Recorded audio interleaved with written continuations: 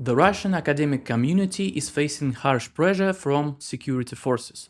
People are already informally calling this the philosopher's case or the Aristotle case.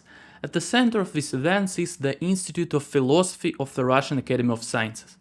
It is one of the top state institutions in the humanities. The institute has a rich history and relative autonomy, as much as possible in modern Russia, but now it's under attack by law enforcement.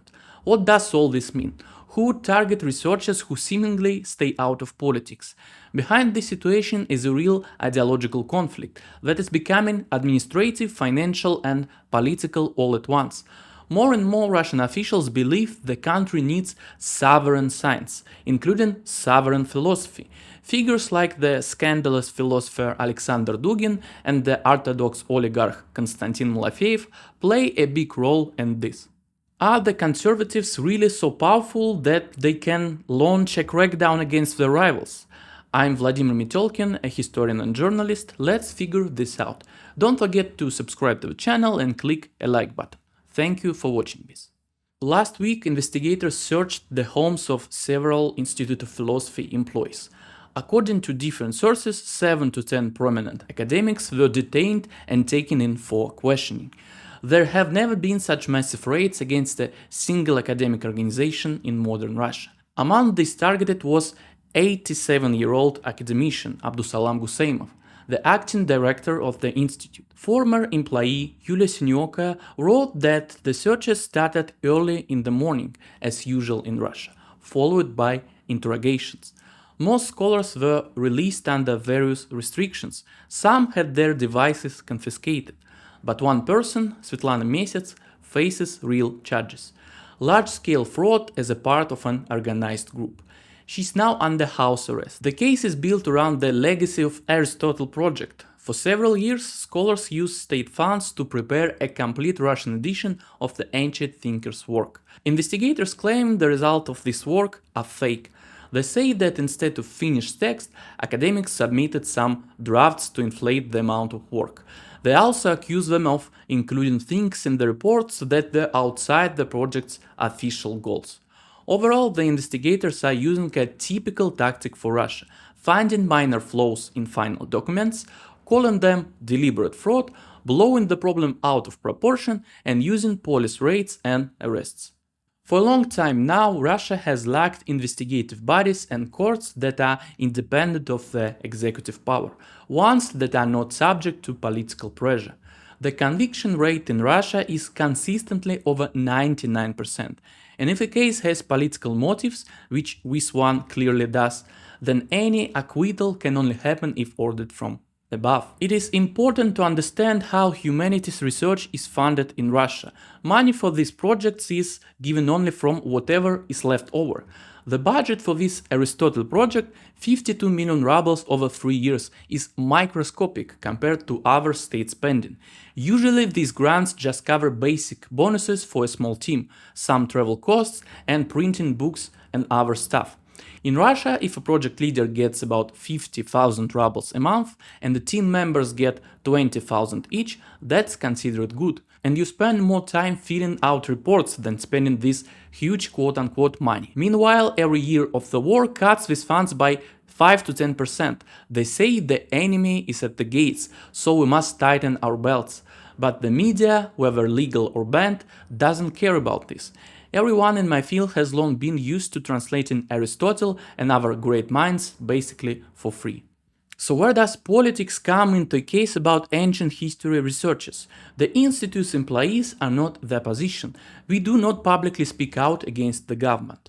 The only exception is perhaps Yulia Sinyoka, an ex-member of the Philosophy Institute, who was labeled a foreign agent after leaving Russia. The roots of this conflict go back to the past. Historically, the Institute had ties with colleagues in other countries, including Europe and the United States, supporting globalized science. But in recent years, the Russian government has pushed for sovereign science, an idea that demands breaking global ties, making research serve current state ideology. This path is promoted by a group of conservative intellectuals, some loyal media managers, and different state officials.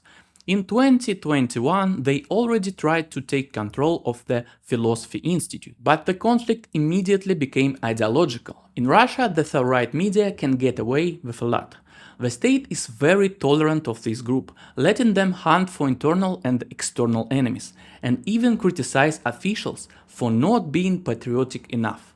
Unlike the right-wing, liberal or left-wing political groups in Russia were wiped out a long time ago.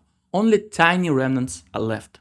These people have their own media, their own organizations, patrons in the government, and even their own Orthodox oligarch, Konstantin Malofeev. Malofeev is the founder of the Tsargrad TV channel and media holding, and a major sponsor of the ultra-conservative monarchist movement in Russia. He proves his loyalty to Kremlin with his wallet. He has been supporting separatists in eastern Ukraine since 2014. He also lobbies to restore the Russian Empire, supports militarizing society, and fuels hatred toward migrants and minorities. His platforms do this as their main daily job. Malofeev wants to unite global far-right forces to fight Western democracies. Recently, an international congress of the far-right was even held in Russia, in St. Petersburg. On their own, these people can't give orders to the security forces. The Kremlin doesn't share its monopoly on violence, but they actively help the state with propaganda and snitching. This is exactly what happened to the Institute of Philosophy. Malofeev's media began systematically attacking the organization. The institute has long acted as the brain center for the liberal destructive, protest and cosmopolitan movement in Russia, with roots going back to Soros and Sharp, and it deals less in philosophy and more in a very specific ideology. In short, the main attack is accusing the institute of working for foreign interests.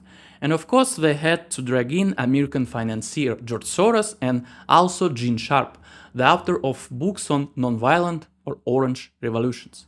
An article on Tsargrad's website even brings up an event from 1989, when Gene Sharp visited the country during Perestroika. Tsargrad TV mixes modern liberals with Soviet academia and smears them all with the accusation of being cosmopolitan. Basically, these media attacks serve an important goal. They turn an old, respected academic group into an intellectual enemy of Russia. The Eurasian philosopher Alexander Dugin also joined the bullying. Over the last few years, Dugin attacked the institute, calling it a stronghold of enemy networks, accusing researchers of Russophobia and working for Western intelligence. He claimed academia became a safe haven for liberals who sabotaged the country's patriotic course. The ultra-conservatives want to establish their ideological dominance, and they do more than just insults. They also build new, loyal organizations. In the summer of 2023, the Ivan Ilyin Higher Political School opened at the Russian State University for the Humanities. Alexander Dugin was appointed its director. The school was named after Ivan Ilyin, a philosopher with strong right-wing views who sympathized with European fascism, and, as is well known, a philosopher whom Vladimir Putin, occasionally recalls. This was a symbolic manifestation of new priorities in the field of education. But in the spring of 2024, students began protesting the decision. As a result, the Student Anti-Fascist Front was created in Russia, which is still active today, but unlike the events in the Institute of Philosophy before the war, Dugin School was not closed. You could say that the balance of power has now shifted, and the pressure on humanities is only half the story. Russia has a long-standing system of repressing scientists in the STEM sciences. Physicists and engineers are jailed for treason. Security forces act with extreme cruelty against people who have nothing to do with politics or activism, even less so than humanities scholars. They are jailing scientists who are critically needed by the country right now, during its isolation. Sometimes scientists are sent to prison simply for working with foreign colleagues or publishing in international journals. The most shocking case was the arrest of physicist Dmitry Kolker. In the summer of 2022, FSB dragged him from a cancer clinic straight to the Lefortovo prison in Moscow. They ignored his stage 4 cancer and the fact that he couldn't eat on his own. Kolker died in the prison on the 4th day after his arrest. And this isn't the only case where a scientist has died under such circumstances. In today's Russia, the repressive apparatus sometimes works hand in hand with ultra-conservative forces. Of course, it's not just about these people being obsessed with their ideas. It's also about administrative power and the distribution of resources. Even if these resources are small today, some of these guardians aren't even getting that much. Moreover, if conservatives feel that the state needs them to fight external or internal enemies, they can demand more money for their work. And this is a very alarming trend for Russia.